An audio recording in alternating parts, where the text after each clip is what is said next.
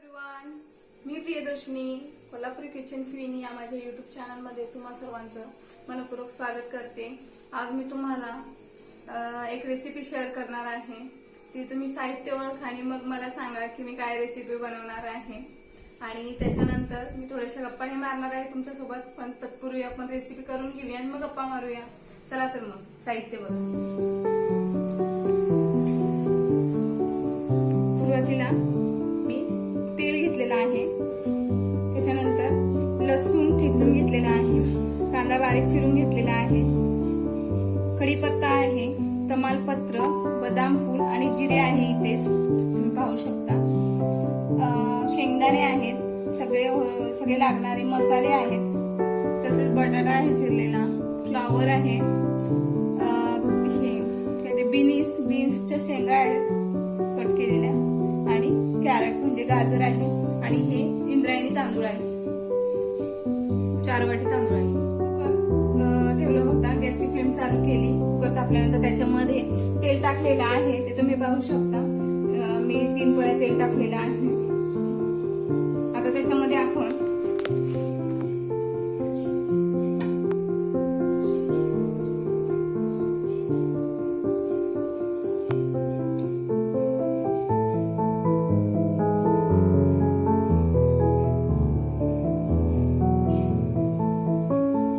टाकलेला आहे। आता त्याच्यामध्ये जिरं, तमालपत्र आणि बदाम फूल टाकून घेऊ।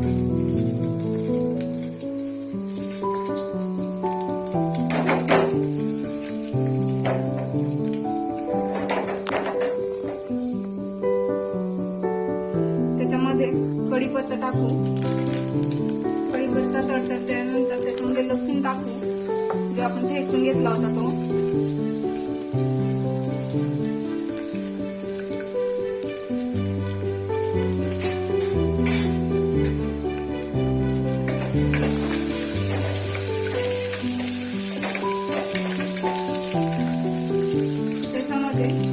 कांदा टाकू,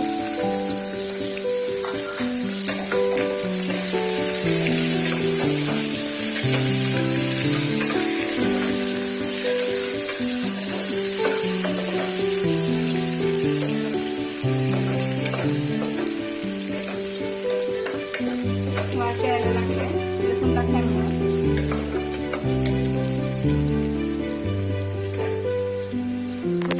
कांदा छान परतला गेल्यानंतर त्याच्यामध्ये गाजर टाकू,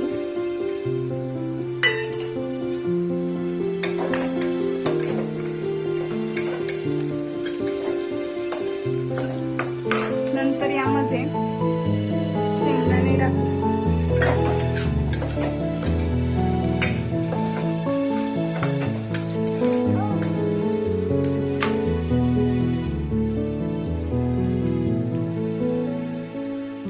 त्याच्यामध्ये बटाटे टाकू, जो धुवून चिरून घेतलेला आहे, तसेच फ्लावर टाकू आणि बीन्सच्या शेंगा ज्या कट करून घेतल्या होत्या धुवून त्या टाकू। सगळ्या भाज्या, सगळे व्हेजिटेबल तेलामध्ये चांगल्या परतून घेऊ।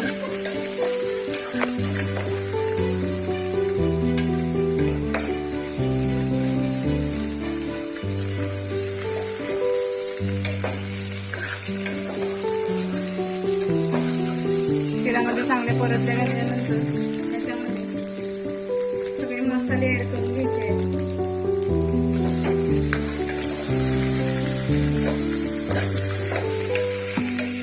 सुरुवातीला मी सगळ्या भाज्या धुवून कट करून घेतल्या आणि पुन्हा एकदा धुवून मगच वापरलेल्या आहेत।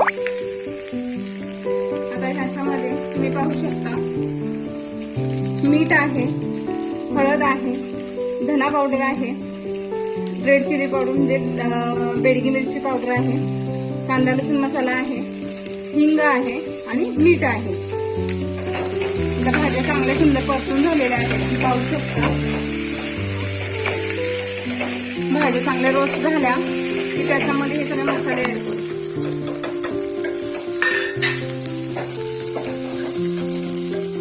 हे सगळे एकत्रित ठेवण्याचे कारण म्हणजे सगळं एकत्रित असलं की पटकन होऊन जातं, जास्त वेळ लागत नाही कोणत्याही।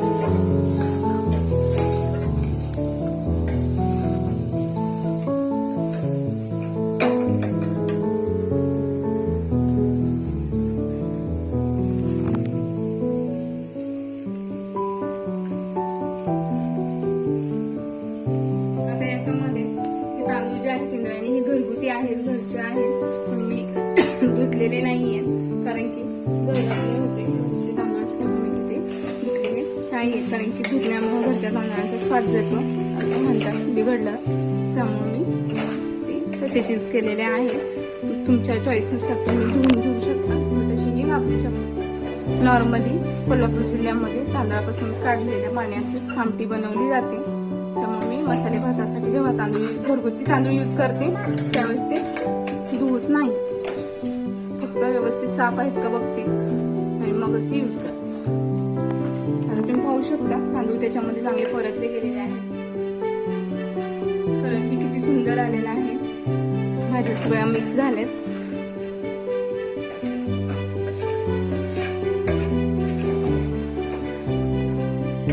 काही नाही, अगदी साधे मसाले, घरगुती मसाले यूज केलेले आहेत. घरात जे साहित्य उपलब्ध असतं त्याच्यापासून भात तयार होतो. त्याला व्हेज पुलावही म्हटलं जातं. आणि आता मी साईडला पाणी गरम करून घेतलं होतं, ते पाणी मी त्याच्यामध्ये घालणार आहे. तुम्ही प्रमाण बघू शकता. 2 तांबे पाणी होतं, जितकं पुरेसं आहे तितकं मी याच्यामध्ये ऍड करणार आहे. बघितलं असेल किती पाणी घातलंय. किमान 1.5 तांब्यापेक्षा जास्त पाणी मी याच्यामध्ये ऍड केलेलं आहे. 2 तांबे पाणी ठेवलं होतं, 1.5 तांबे मी याच्यामध्ये ऍड केलंय.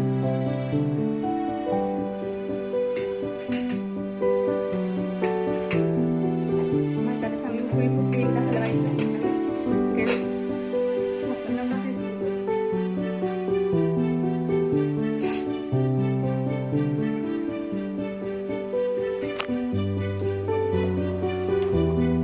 भाताला उकळी येते.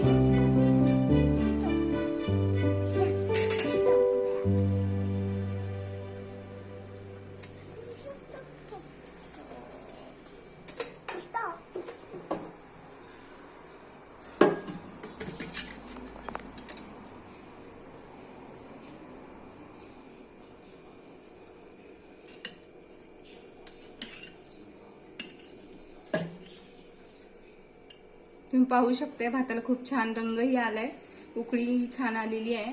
आता या उकळीमध्ये आपल्याला 1 मोठा चमचा तूप घालायचं आहे. आणि हे तूप घरगुती आहे, होममेड आहे, मी बनवलेलं आहे स्वतः.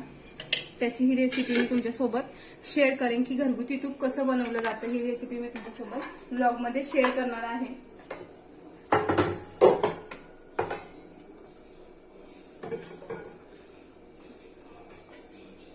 तुपामुळे भात खूप मोकळा, सुटसुटीत आणि टेस्टलाही खूप उत्तम आणि छान लागतो. मसाले भाताला व्हेज पुलाव ही म्हणतात.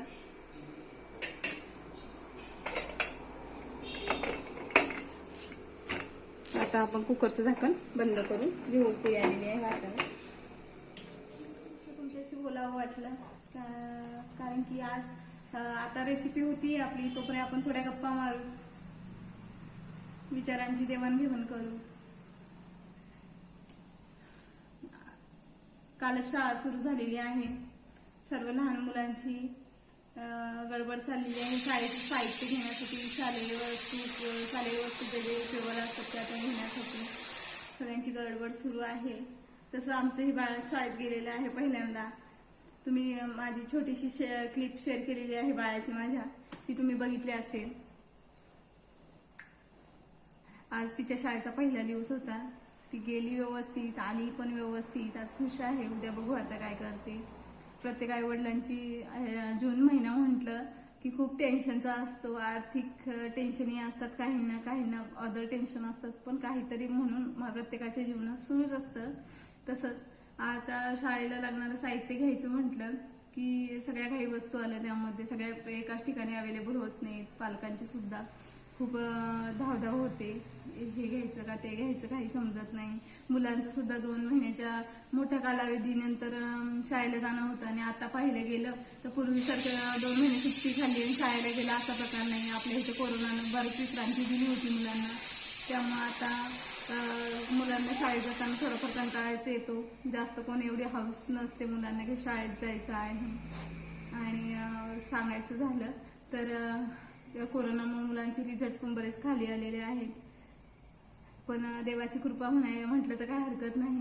कोरोनासारख्या संकटावर आपण मात केलेली आहे आता, आणि आता शाळा पुन्हा सुरू झालेल्या आहेत.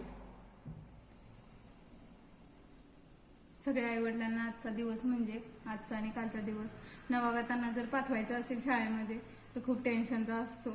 मुलं बसतील की नाही हे मोठं टेन्शन असतं, आणि त्याच्याबरोबर पालकांची ही फार म्हणजे खूप त्रासदायक वातावरण होतं पालकांनाही. कारण की काही वेळेस असं होतं की लहान मुलं पटकन शाळेमध्ये बसत नाहीत आणि त्यावेळेस मुलांना बसावं लागतं.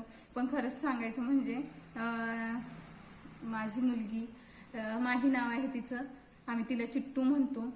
तर ती सुद्धा आज शाळेमध्ये पहिल्यांदा गेली, पण काल ती गेली आणि बसली आज. पण ती काल जेव्हा ॲडमिशन कंप्लीट करून आली त्यावेळेस तिथे जे परिस्थिती बघितली त्याच्यावरून आम्हाला काही वाटत नव्हतं की आज आमच्या मॅडम शाळेत जातील आणि बसतील, असं काही वाटत नव्हतं.